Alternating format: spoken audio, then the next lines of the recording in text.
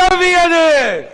और भाइयों बहनों, अब बारी है तमिलनाडु और बंगाल की.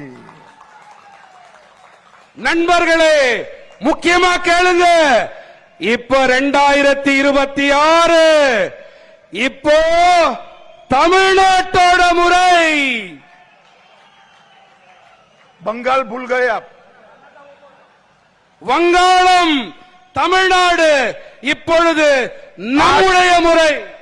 आज हम सब ने इस कार्यकर्ता महासंगम से एक संकल्प लेकर जाना है.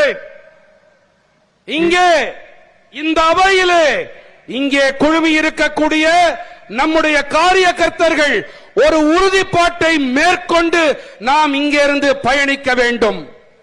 2024 और 25 भारतीय जनता पार्टी के विजय के साल रहा. 2026 में तमिलनाडु और बंगाल में प्रचंड बहुमत से एनडीए की सरकार बनानी है.